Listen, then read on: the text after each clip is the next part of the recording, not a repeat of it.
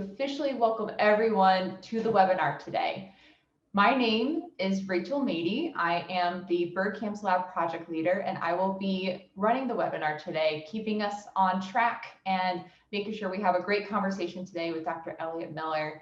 I've been with BirdCamp since about 2018 now, and I am thrilled to be here today. Many of you may recognize me from the Wonderboard that we've been on, but I want to turn it over to Dr. Eliot Miller to also introduce himself. Hey everybody, that's me. I am the Collections Development Manager at the Macaulay Library. And we take a lot of the audio, photos, now video that comes into the lab from a variety of sources. So I do research on that and using that collection.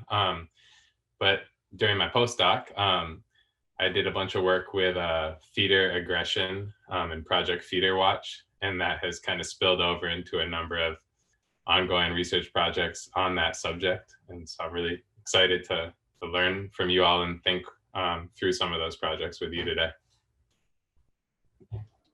Awesome. And Charles, would you like to introduce yourself as well? Yeah, thanks, Rachel. So I'm Charles Aldermeyer. I'm the project leader for BirdCamps. I've been working in this role since 2012. And if you've watched a camera that we've done since 2012, I've played a big role in making it happen, along with the help from a team of people, just like this webinar is happening. And similar to Eliot, I studied feeder aggression and aggression in birds a long time ago for my master's back at the University of Montana. So really excited to continue talking with and working with Eliot in the future and during this webinar. So yeah, thanks for having me here. And Ben, would you like to introduce yourself as well?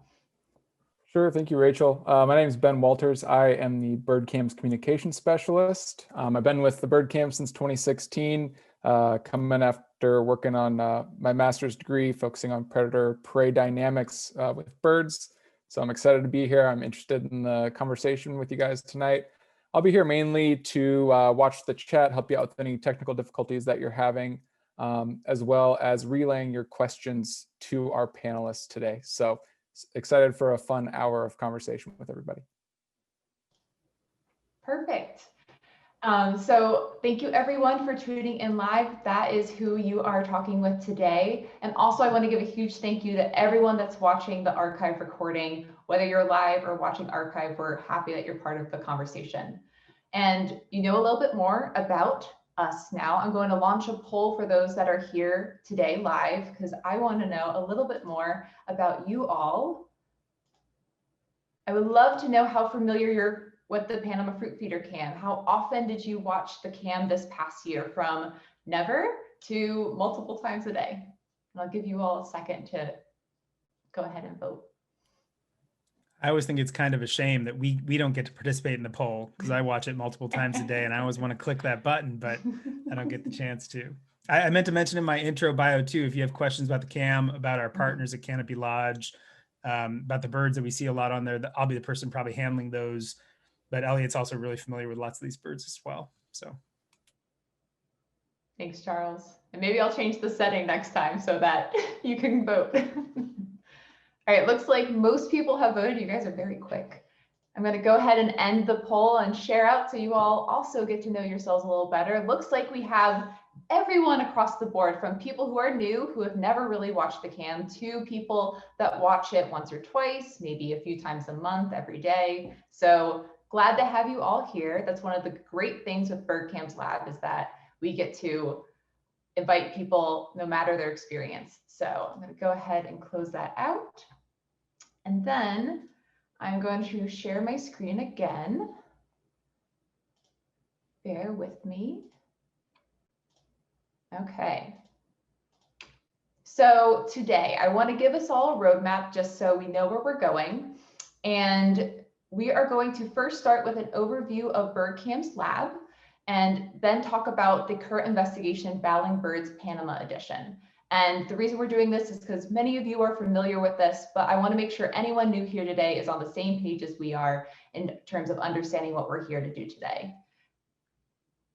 And then we're going to talk about the Wonderboard, and we're going to talk about some of the conversations we've had there. And then start weaving that into a discussion that we're going to have today to continue the conversation we've had on the Wonderboard into looking forward and designing this investigation. So, BirdCams Lab. Many of you are familiar, and this is a screenshot of our website, BirdCams Lab, and this is a place where CAM viewers can come together with scientists to design investigations on the bird cams. And we get to co-create investigations together. And that means that we get to together observe, question what is on the cam, and then also collect data to answer those questions, kind of move through the whole scientific process together and co-create some really neat investigations. To date, we've done 4, and today we're in the midst of our 5th investigation, where we are observing and we are asking questions on the Wonderboard. And at this stage, I just want to point out, many people have expressed that they don't know the birds on the cam or they're not familiar with the process. And I just want to say no experience is necessary. And that's one of the beautiful things about BirdCams Lab. You can come with no experience about science or about the birds that we see on cam, and you get to come and learn about the birds and work together with the community and use the supports and resources we have to learn about the birds. And we make this so that's possible for everyone. So if you feel that you don't know the Panama fruit feeder birds, that's okay, no worries. I didn't either before I started really watching the cam. And so, battling birds, Panama, that's our current investigation. And this is a wonderful logo based on an illustration by Midori. And this investigation, just like the name sounds, is about the birds that are battling it out on the Panama fruit feeder. And this investigation, we are teaming up with Dr. Eliot Miller, and he studied aggression, like he said, for a few years now on feeders in the past. And today we have him live for a conversation to dig into what he's found previously and what we're thinking about in terms of the investigation today. So Eliot, I just want to pose to you, you mentioned your previous research, and I was wondering what insights from your previous research could inform what we're doing today at the Panama fruit feeder. Yeah, so the main take home from our previous research is that body size matters in structuring these dominance hierarchies. So, you know, we've just quantified aggression between species at feeders and used that to like scale up all those interactions and infer a dominance hierarchy. And the single biggest factor that predicts where you sit in that dominance hierarchy, where a bird sits, is how big they are, which makes sense, right? In terms of fighting, like if a small bird is gonna fly into the air against a bigger bird, it's not gonna work out so well for the small bird, simple physics. But there are some cool subtleties there. So certain groups of birds are more aggressive and tend to be more dominant than you might expect based on their body mass. Woodpeckers, hummingbirds are things that tend to be more dominant than you would expect based on their body mass. So those subtleties and sort of what drives variation from that overall trend between body mass and dominance seems really interesting to me. Yeah. That's something that I think people have picked up on, as well as being interested on the Wonderboard. People have brought up that size as being something that we want to investigate. And just, I know some people on the Wonderboard are much more familiar with the term dominance hierarchy, but I was wondering if you could just elaborate a little bit on what that means and what that means with thinking about birds on a feeder, like at the tropical feeder cam. Sure, yeah. So in the simplest way we might calculate it, we would calculate what's called like a linear dominance hierarchy. And so there you're just basically taking all these aggressive interactions we might observe and using that to derive a measure of position in a rank. Like if there's 10 birds, are you lowest on the totem pole? Are you number 9? And there's just quantitative ways of taking those aggressive interactions to try to force it into a linear hierarchy. Now, whether it's actually linear or not is a separate question, and that might be something we'd want to look into. Like, so for example, there could be simplest scenario, like a rocks, paper, scissors situation, which totally would not be a linear thing. But usually we treat these as linear dominance hierarchies, and that's how we kind of analyze it. So that's a long way of saying a dominance hierarchy is just like a totem pole with the most dominant, most aggressive species on top. Not necessarily most aggressive, but one that wins the most fights at the top, and the subordinate ones at the bottom. Yeah, that totally makes sense. And one way we've been talking about it on the Wonderboard, and we've had conversations about different types of aggression. One of them that you've used before is displacements. And so, Ben, I was wondering if you could show a clip that we have of a displacement, and if Eliot, you could talk to maybe why we're thinking about using displacement as one of those things we use to build the totem pole.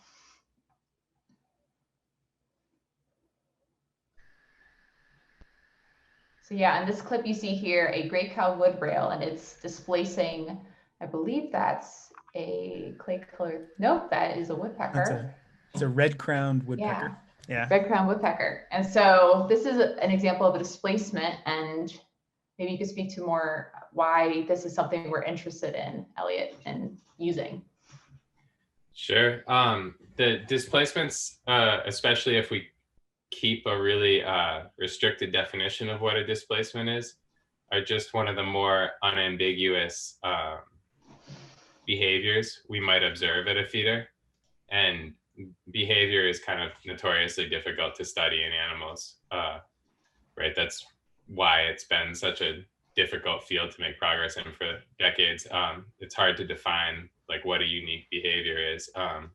So that was semi-disparaging comment about animal behavior. It's a great field. I'm part of it, but it's a tricky field, right? And so like it's good to focus on concrete things we can quantify, and displacements are one of those where it's pretty unambiguous what you're seeing there. There's sort of subtler forms we might want to focus on, but they're a little harder to quantify. So I'm a big fan of displacements just because we can come up with a pretty strict definition of what it is and then work from there. That makes a lot of sense. And so many people on the Wonderboard have been proposing other forms of aggression that are really interesting, but I think maybe for this investigation, it would behoove us to choose displacements because we can be a little bit more clear in defining what is actually happening. And so that we can piece together that picture as less ambiguously as we can and keep the grays out of there, because they're interesting. It just kind of takes a deeper dive than maybe what we can do. And so for those of you on the Wonderboard that are here today, welcome. There was 28 people that actually went on that board this past week and chimed in with questions and ideas for how we can go about understanding this dominance hierarchy at the feeder. And it brought up a lot of interesting things. One of them was that there are a number of important factors that we maybe want to take into account when thinking about dominance. Some of those were the number of species that are present, the size of the species, the type of food, maybe vocalizations, maybe weather. And I was wondering, Eliot, if there were any factors that stood out to you in the conversations on the Wonderboard as being the most interesting, or being ones that like, oh, I wish we had done that before, let's do it now, anything along those lines? I was a big fan of a bunch of the questions, so it'd be hard for me to single anyone out, but I mean, just seeing if size does structure the dominance hierarchy in Panama, right? Like we've only looked in North America so far. Seems logical, but it'd be cool to extend that. Seeing which groups of birds. I noticed a lot of people talking about how aggressive and well the thrushes do. Seeing if there's like certain groups of birds that are more dominant than you might expect based on their mass. But there's a lot of other cool ones that came up, like color. Are more colorful birds more dominant? I like that one. I'm trying to, on the fly, remember some of the ones that really piqued my interest. Yeah, some other ones looked like color. I thought was really interesting. I saw that this morning. Could you speak a little bit more why you would think color would matter, or the context of that? Well, yeah, honestly, I had a colleague who wanted to look at that with the North American stuff, and I thought he was being a little crazy. I didn't think it would matter in these interspecific interactions. But he found good evidence that color matters in North America. So I think it's worth thinking about, like brighter colors might advertise your aggressiveness, but it also might like co-vary with things like nectivity, degree of nectivity. And that's probably something that also determines dominance as well. So like hummingbirds, maybe honey creepers are really dominant for their body mass, probably because they're used to getting their food. Like they need their food. They're kind of on a tight time budget. And they're also colorful. So we might get a signal just because of that. You know, look at the discussion board. I know I saw a few other cool ones that I wanted to bring up.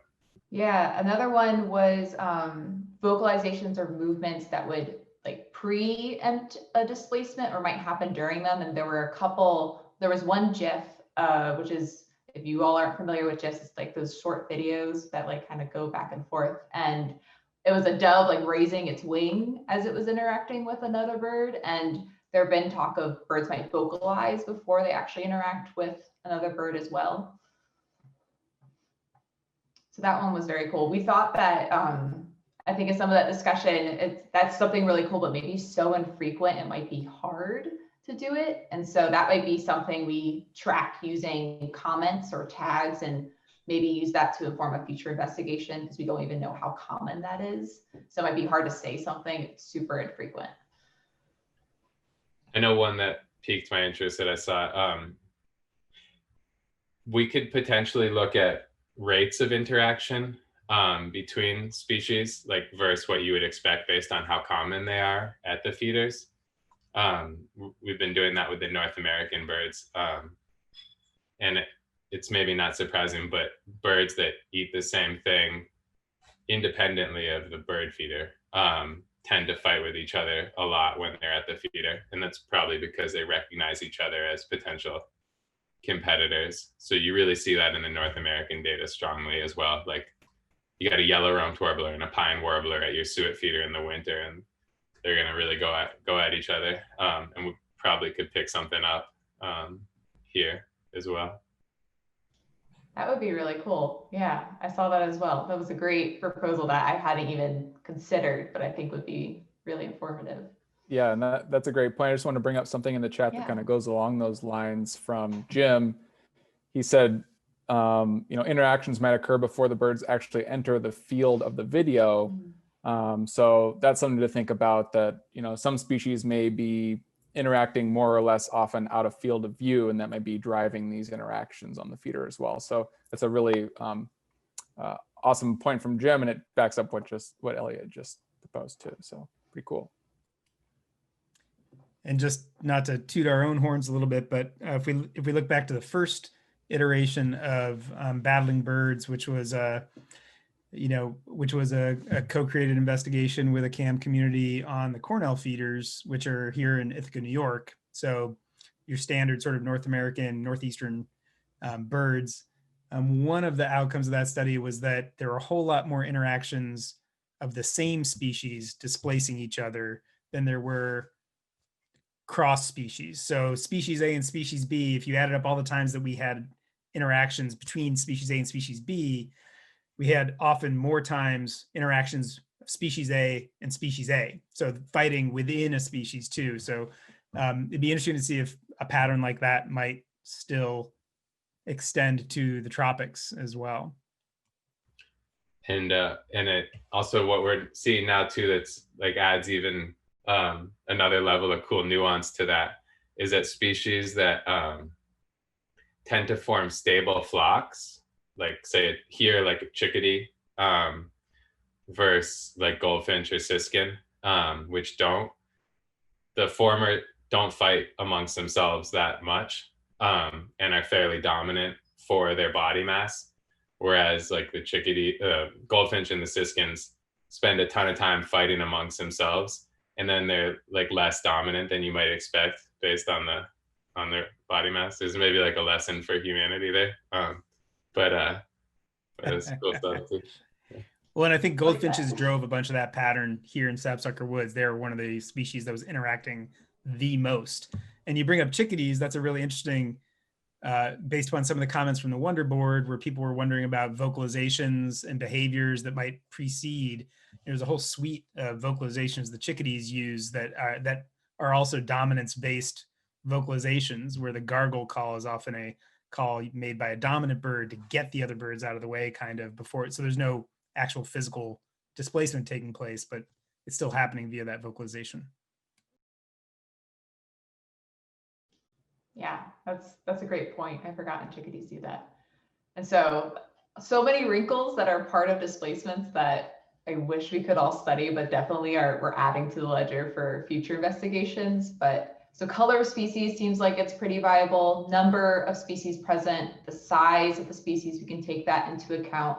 Some other people also brought up the type of food. There was a lot of people commenting that like, oh, the limes are super interested. Where are the bananas? And thinking about fruit versus rice, potentially. Does food preference have an effect on how species maybe want to interact with each other to access that food? I don't know if you had any thoughts on that, Eliot. It seems really cool. I'm not so sure if we would get enough data because I haven't watched enough to know how the food sources change over the day. I should know better.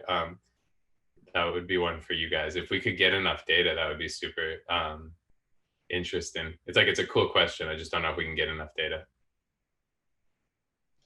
Yeah, I think that's a good point. We're going to be looking at recorded clips, so not the clips that are not the live footage for this investigation, but I think in the clips, I'm not sure there is so much variety, and so we might want to think about how much data we're collecting and if it's worth adding that layer for this one. But we could still kind of, with the vocalizations, not knowing how frequent it is, we could still tag it, the types of food. If we notice an interaction and like it's happening with a certain food type, we could still, in Zooniverse, the place where we're going to collect the data, we can use tags to keep track of some things that we could use maybe in the future, or like, okay, food did seem to matter here, or there was enough variation, then we could spend the time and resources to look into it further. Yeah, that's something that's cool about Zooniverse, is that you can kind of use tags to inform maybe later investigations or something you want to look into more. So I think another thing that people did bring up, so weather. People brought up weather, and I was wondering if you could just, I know you shared it on the Wonderboard, but what you found with weather, at least for North American species, and maybe if what we should be thinking about for Panama. Yeah, weather seems like something that should matter a lot, and it probably does affect rates of interaction. We've had a tough time picking it up in North America, but it probably matters. You could imagine in inclement weather that species that are subordinate might be sort of like less willing to yield their position at a feeder. And so a dominant species might come in and the subordinate species might be what we call like an unsuccessful displacement, where the subordinate species just like doesn't move and basically forces an actual physical encounter, or like calls a dominant species bluff, basically. So it would be something that would be really neat to look at. We'd want to define inclement weather in like a pretty simple way to make like maximize our data. I think, like, is it raining or not, for example. Yeah, and I think that's a great point, because rain, I think, is more important in Panama than maybe in North America. Yeah. Yeah, but for this current data collection, most of our clips do come from the dry season. So I think weather will be important, maybe something that we can tag if we notice that there are inclement rain events, but most likely they're not going to be any. But that does mean there will be more birds on the feeder, because we tend to notice more birds come to the feeder when it isn't the rainy season. So there is that kind of balance or cost benefit to what data we're using. But I still think that there's merit in maybe a future investigation. If we have the ability to go like a longer term study, we could like encompass at least parts of those seasons. All right, and then I think that covers kind of top highlights in terms of other factors people on the Wonderboard were interested in, but there was this one other kind of tier that people brought up, was the fact that they see sometimes the birds interacting with other species. So squirrels, for instance, who tend to steal the bananas when the bananas show up on the feeder, or the occasional other species that show up. I was wondering, Eliot, if you were interested in the other species and maybe the value or maybe the kind of cost benefit of thinking of, should we include other species and piecing it together versus not? Sure. I mean, it's super interesting to me. I'd be curious if anyone has ever seen a bird displace the squirrels. And then we can just chuck the squirrel into the hierarchy too. Well, yeah, we did actually. I think it was only maybe a week ago, maybe 2 weeks ago. We saw a collared arsari grab a squirrel, like twice stared down a squirrel that kept on trying to get on the feeding table. And when it came down, I think it was the third or fourth time, it grabbed it and pitched it off the table. So there could be, but the flip side of recording when those animals are there, at least, is a squirrel on the platform is probably sufficient for lots of other birds not to come on the platform too. And so if we're looking at any kind of time availability for these interactions to even occur, we might want to remove those squirrel periods where there's just a squirrel on the feeder. Yeah, good point. Yeah, that's true, because we can, in that, for those of you who are familiar with Zooniverse, you can use different retirement rules for when a clip like finishes in terms of data collection. And if we decide that the preference is for the birds to really be there, then we could filter out the clips that don't have birds, including the clips that have squirrels. And so maybe that's something to look in the future, so we can focus on the birds this first round and then consider squirrels in the next round. All right, and so it looks like we are halfway through the hour. I want to open the floor, Ben, if there are any questions that we can take before I bring up more Wonderboard highlights, because I'd like to do that today as well. Sure, there's some that have come in both through the forum and through the chat today, I think, that are relevant to the conversation thus far. One person is wondering, they share the interests of all the factors that affect dominance hierarchies. And they're wondering if these dominance hierarchies that we might see at the feeder, like we talked about displacements, are they the same type of behaviors that we're going to see affecting a dominance hierarchy in the wild? That's a good question. I'll pose it to you, Eliot. It's a super tough question. I've always called a feeder basically like a Thunderdome or something. Like it brings all the birds together to fight. I think that these dominance interactions would be recapitulated in nature if these birds were to, like, if we had a couple thousand years to hang out in Panama and wait for each and every one of these species to come into contact over an actual food resource and then tabulate it, I think we'd find the same dominance hierarchy, plus or minus, that we're going to get from the feeder. But we don't have a couple thousand years to hang out in Panama. So these feeders get us a nice sample size that we can use to create the dominance hierarchy. It's also true that, like, you're probably not going to find a clay-colored thrush and a hummingbird fighting over food in the wild. But I don't think that really changes anything about our ability to interpret what we see at the feeders.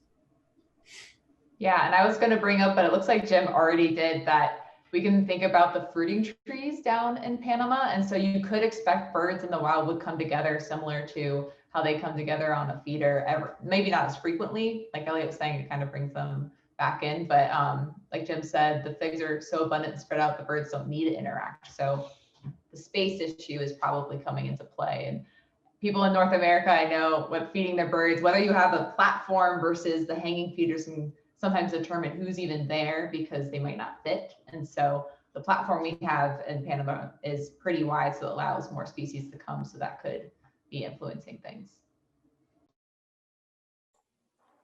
Yeah, those are all great points. We had another question sort of along the same lines, wondering, you know, a lot of the birds we see visit the feeder are sexually dimorphic. You can tell which birds are males, which birds are females.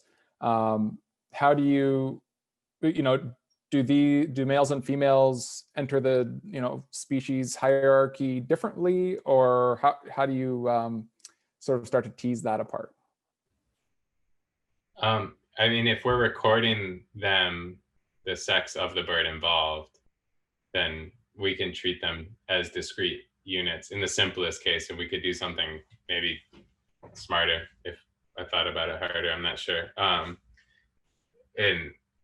You know, in another situation, but yeah, I mean, simplest case, you could just only record displacements like to male, whatever the Ramphocellus is, and then the female. It's Flamerump Tangers, like flame, yeah. So that's, you know, they're obviously sexually dimorphic. You could just like be tabulating that, and then we could see if the males or the females are more dominant. I'm not sure if Zooniverse, I mean, we can create whatever categories we want. I'm not sure what folks think about that. I guess it depends also a little bit on if there's subadult Flamerump Tangers that have female plumage. Yeah, I know for the thick-billed euphonias, the immature males will look like the females, and so females could be, it might be a little tricky especially for people that maybe don't know the birds. I know for myself that I, to this day, will still misidentify like an immature male versus a female. But that is a question. The way that we can go about it is if you select a species, we can have sub-questions. So that could be something we do. But similar to if anyone's been a part of BirdCam's lab and thinking about investigations, there's this kind of tug pull of like, how much information do we collect and how much feels reasonable? And so as we try out the workflow, we can see like, yeah, there's room, we can collect one more tidbit of information, but maybe as we work through, we're collecting a lot already. So we'll see. I think that is really interesting. And we know influences within species. And sometimes I know that with when species interact, a male of one species and a female of another species may be different than a male and a male. So definitely important to think about. Awesome. Yeah, yeah, that's a great point, Rachel. The finer we get in the type of data collection we're collecting, it's the more discombobulated the data can be as well.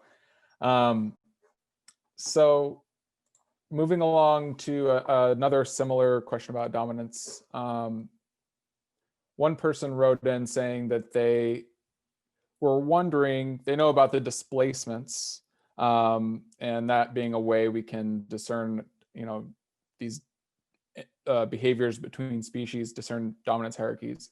But down in the tropics, are there any other types of behaviors we should be looking for that maybe we wouldn't see in the cities or forests where we're used to seeing birds? None that come to mind between the tropics and here. Sorry, I'm in Ithaca, New York. I mean, there's other behaviors like sustained chases and stuff. Like displacements can escalate to physical. Like a chase is sort of a little more energetically costly for the source bird, as we say, the aggressor. But maybe they've got something to prove, or they really want that bird gone. And then of course it can keep escalating to like actual physical interaction. So I can't think of any offhand that it's not like in the tropics they're gonna go like search down the other one's nest and, you know, break its eggs or something. They're not that they more or less play by the same rules. But yeah, there's some more. Yeah. I hope I understood the question and answered it right. No, I think that hits the nail on the head. There's not a ton of difference that we're going to see between, you know, birds you see at the feeder in your backyard versus the same type of behaviors we see at the feeder down in Panama. Yeah. And Eliot, you touched on how maybe, you know, it's been seen that flocking birds aren't necessarily as aggressive with one another as birds that don't flock together. But one person was asking about, you know, looking at birds of the same species interacting with one another, and if birds that, have certain badges where there's, a variance of a certain plumage characteristic across a single species, could that have an effect on these birds down the tropic, especially since some are so colorful and vibrant? They may have a variation in color or variation in other aspects of their plumage. Yeah, that stuff all matters in a lot of species, at least. I don't know how well.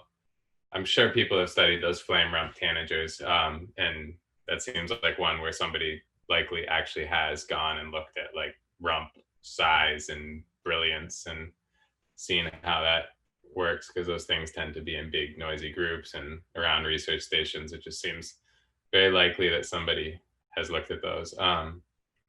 But I suspect it's true in a lot of other things. That it's kind of a chicken and an egg scenario though, right? Where like the dominant birds, I don't think it's the badge that makes them dominant, right? Like the badge is indicative of their dominance, probably, at least in most cases. So if it's kind of a half answer. No, that's great. And then we have a number of questions that sort of touch on seasonality and looking at what we might see at the feeder throughout different portions of the year. So one person noted they might see rufous motmots get along with other motmots and then fight with other motmots. Does that matter depending on the season that it is down in Panama? Also, would it be important to consider birds that might be there for only part of the season, like migrant birds that are going through the feeder on their way north during their breeding season or on their way to their wintering grounds during fall? So if you want to touch on maybe how season can play a role in the behavior of the birds, also the birds we might want to actually look at in these classifications, and what with the data we have, what part of the season are we going to be investigating? Yeah.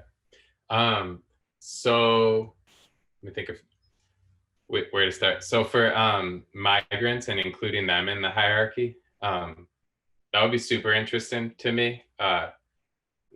There's a whole, there's a number of papers. I don't know how well sort of solve this problem is, but where do migrants fit into the dominance hierarchy, and do they cause similar species down in the tropics to basically have to constrict their niche, where they forage when the migrants get there? What is the effect of these millions and billions of birds arriving in the tropics in terms of the resource community and what influence that has on the birds that were already there? So anything we can offer on where those migrants fit in the dominance hierarchy is definitely super interesting. I had another thought. I don't remember the rest of your question. I got you, Eliot. I think it was in terms of where in the year we're going to be collecting data, what part of the year do our recorded clips come from? And the clips we have for February and early March and a couple of days in November. And so we have a bit of a spread, but it is still pretty much within the dry season. So we won't be able to get really at that annual cycle, but I think is a start. And we're going to try to make sure we have clips from multiple days. So we're going to at least have that spread. So we will be able to have a shorter time period, but be able to say that maybe as we move from February to March, there's a pattern. But most likely, as we've done in these past investigations, it's tricky when we have such a short time period, but that's very reminiscent of any field season. If anyone's familiar with field biology, usually you don't have huge time windows, but definitely something to continue to consider and push for future investigations. I remember what the other thing was that Ben brought up. It was, so in North America, what we've seen is things like bluebirds get way more aggressive towards the end of the feeder watch season, which in the southern US coincides with when they're gearing up or even actively breeding. And so people feed bluebirds mealworms. And so bluebirds will actually come and take those mealworms. And I think once the nesting season starts and those things have nestlings, like all bets are off. It's why when I'm in the field recording these dominance interactions, I never record anything from near the nest, because you'll get the teeniest little birds coming out and attacking the biggest darn birds right near the nest, right? Like it's kind of life or death at that point. So I think we, with the mama, I see folks talking about the mama in the chat. Like it's very possible that at some time of the year, a family group shows up, and later in the year, they're the same individuals, but the adults are ready to kick the juvenile off the territory. And then you might see some displacements. That's great. I love this thread that we're on, but I do want to just take a pause for those that have been asking about how to get involved, where the Wonderboard is. I definitely want to make sure you can participate with us after this webinar today, because this is just one small blip in our investigation. So in terms of the timeline, we just started. So we launched the Wonderboard last week, and I am going to post in the chat a link to that Wonderboard if you want to check it out while we're talking here today or afterwards. And so that Wonderboard space is where we're having a discussion, all of us as part of the BirdCamps Lab community, about this investigation. We know we're going to piece together this dominance hierarchy, but thinking about the other pieces of information that are important that we want to collect and how we're going to go about doing it. We have some people that are part of that conversation that have been a part of our previous investigations that are familiar with the tools and helping us think through. I think Calliope was just on there earlier this afternoon, right before the webinar. And so it's a great space. You can also, if you're not already signed up for the BirdCamps Lab communications, we communicate mainly through email. And we do post on our social media account on Twitter and through the other Cornell Lab social media, but we will be posting a link on how to sign up to receive those communications at the end of the webinar. But you'll also notice if you go to that webpage, all the way to the right of the top header, you can always sign up as there as well. So if you have any other questions, if I didn't quite pick at that logistics question that you had, please feel free to let us know. We can again direct you to where to go, because like I said, we want everyone to participate that's interested, no experience needed. That's a great, Rachel. And I just want to say too, we had one person in the chat ask, how do they know if they've been selected for the project? Everyone is welcome. So if you sign up for the project, you'll be sure to be included in the Wonderboard process and all the way through the rest of the project as well. Yeah, I'll just also iterate, I forgot to bring this up, but many people here today have probably taken the survey to sign up for this investigation. And just so you know, the questions there, you didn't have to get right or wrong or anything like that. That was just to help us understand what your experience is before you come into the investigation, and we'll have one at the end as well. So everyone that took that survey is welcome to participate. There was no right or wrong or selection process, like Ben said. Yeah, and I think you did a good job of introducing in that survey. Maybe the people that took it remember this, but the reason why we wanted to give you a survey is the reason why we're doing BirdCamps Lab and why we got funding to do it is because it's a really interesting topic in learning science, how people learn. And there's some thought out there that participating in more parts of the scientific process could lead to more learning.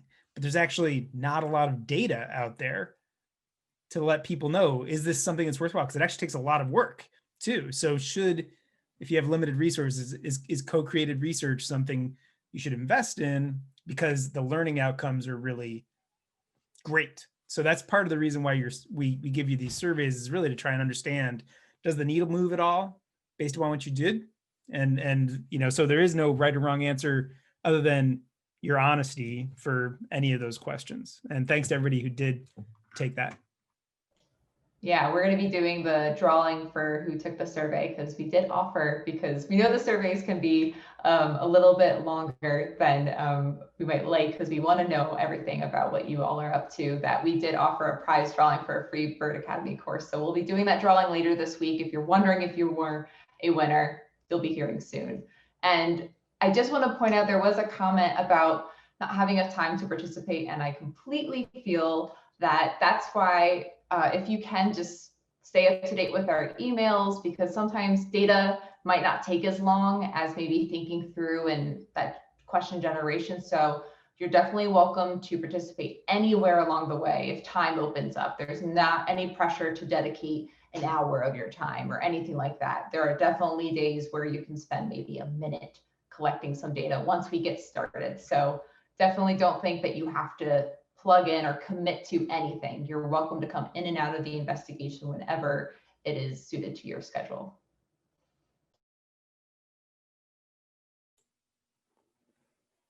Awesome. If we do we have time for a couple more of the questions for Eliot? Okay. That'd be great. Cool. So it looks like one person chimed in on the Q&A. Eileen asks, how much does time of day influence the species and their aggressive interactions regarding food? And is that something we're going to be able to determine from the data we collect on CAM? Yeah, I think if we have time of day on there, we can start looking at, rates of aggression as a function of how many birds are actually there, and see if that varies through the day. That'd be something we could do for sure. It would just be especially interesting if we had some measure of how much food was there or something at the same time. So you've got like time of day, how much food is there, and then like a interaction rate over time, basically. You would need to know, and I know we are recording this, you would need to know how many birds are actually there, right? Because if there's 20 birds there, but only one fight, then it's not a super aggressive time, you might call it. But if there's like, you could get one fight whether there's 2 birds there or 200 birds there. So you want to know how many birds are there so you can then look at that. That's great. And then speaking of, if there's food at the feeder and things like that, we know that the Canopy Lodge, they offer all types of different foods on the feeder tray. There's bananas, papaya, pineapple, watermelon throughout the season. Could different foods be different foods that are maybe more attractive or valuable to the birds over others play a role in that as well?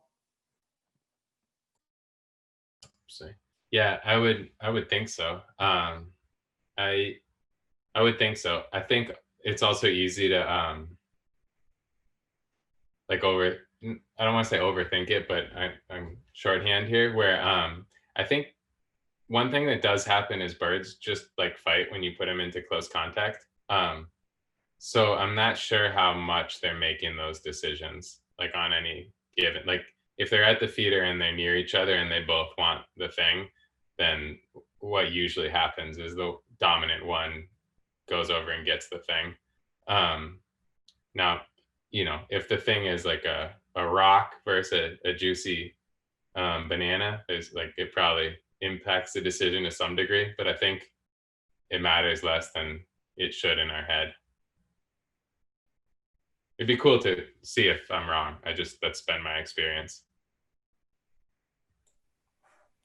Awesome. And then sort of pivoting over a little bit, I think a lot of people may not be some people are really familiar with the CAM and familiar with the birds down there. Some people may be a little bit, wary because they don't know all of the different species that they see on the feeder. I mean, we've seen over 70 different species visit this feeder since the CAM went live. So there's a lot of potential for diversity. And people are asking, is there going to be a place where we can view all the different species that visit the feeders? And is being a beginning birder that who doesn't know the birds down there, is it even valuable for me to participate in a study like this? And if you have any tips on maybe a field guide for Panama or Central America that might be helpful, could you throw those out their way? That's a Rachel question. I'm going to say yes. I am personally, I consider myself still very much a learning birder when it comes to the Panama Fruit Feeder Cam. I am referencing the species list that's underneath the cam all the time, and I do not pretend to know the birds just on sight, but it's something that's really cool about the birds on the Panama fruit feeder cam. Their colors are really different. So for a lot of the species, you can hone in just if you're like, okay, this one was black or this one was orange. And so that's pretty helpful as a beginning birder with the cam, and it's pretty inviting. We do have a couple of resources. I'm going to go ahead and find those links and I can pop them right into the chat. And we'll be having those resources available once we start data collection as well. So you don't have to feel like you have to start recording data just without any context. We'll walk you through what data we're looking for, and we'll give you the resources so you can refer to the species guide as you go. Because I know I will need it as we do the data collection. Yeah, and as somebody even mentioned in the chat, we do provide a lot of, and you did, Rachel, we provide a lot of different resources that could help you learn the birds there. So that could be a pictorial guide at the bottom of the cam page that has all the species that have been identified. There's a video, like a highlight reel that actually gives you video clips of all those 70 some species that gets updated like quarterly.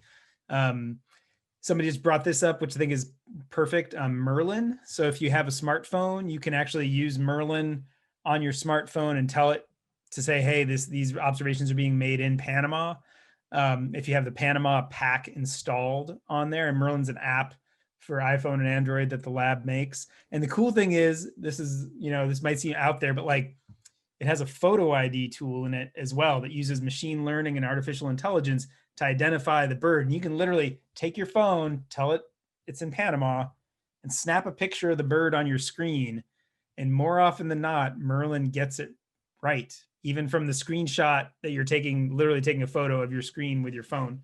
So there's lots of resources, and there's also conversation places. So on Zooniverse, there'll be the opportunity to chat about what you're looking at in the forums there. But if there's, and then there are books, somebody asked in the chat about what's a good book for Panama. The one that I've been using is called The Birds of Panama, a field guide. As you might, it kind of sounds like a field guide to the birds of Panama.